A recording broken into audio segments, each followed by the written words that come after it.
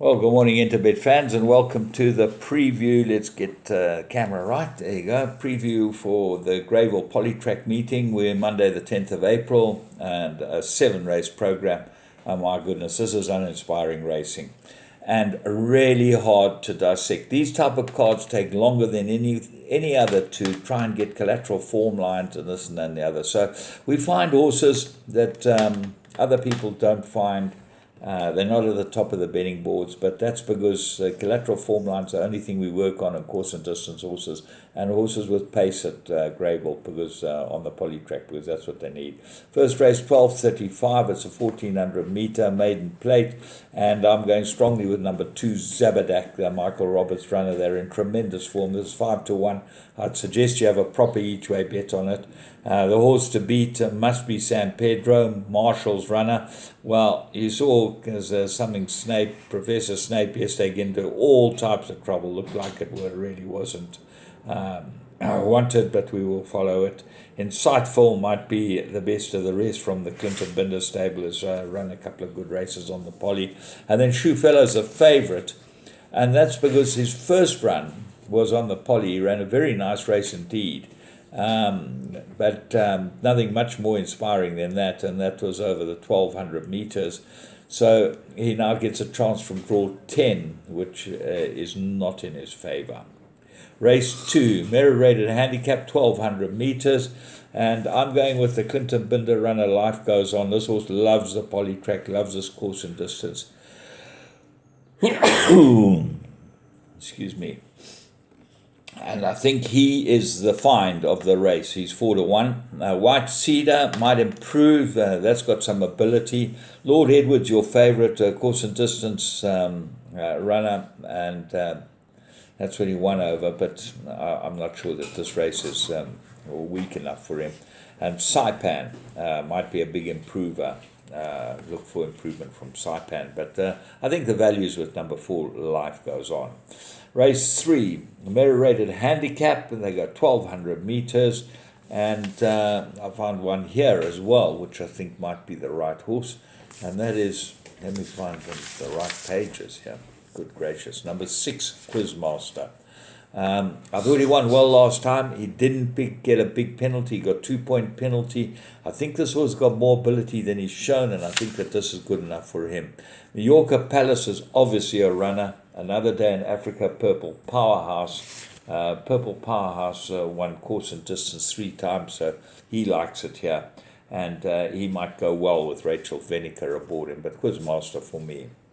Race 4, merit-rated fillies and mares, 1200 meters. The favourite here is very weak, and that's number 8, New Orleans, the Carl Hurtson runner.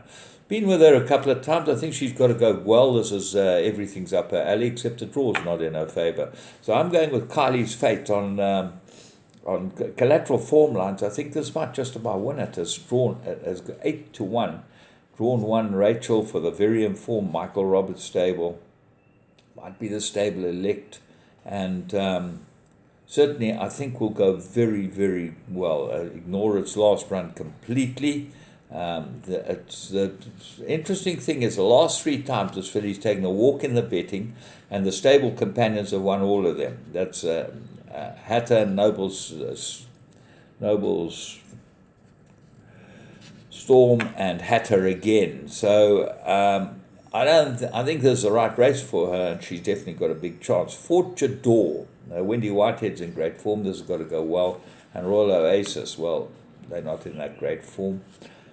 Second favourite is Maggie T. Well, she's got to overcome the draw. Race 5, merit-rated handicap, 1,000 meters, and I'm going with the Teeny Princely runner, number 3, and that is Stingray. Tinny did us a favour yesterday. We certainly got the money with Buzzle. I thought that was a good winner, and we found that at a big price. Our Emily won 3 in a row, course and distance, looks like a stable elect, and looks like a big danger. Certainly might improve. It gets Gates, and Gates rides for Priggy, and he doesn't take the ride on Princess T, he takes the ride on Certainly. That is a pointer. And then Russian Doll is a stable companion to our Emily, but I think that you'll find our Emily is the right choice here. Race 6, merit-rated handicap fillies and mares. They go 2,000 meters.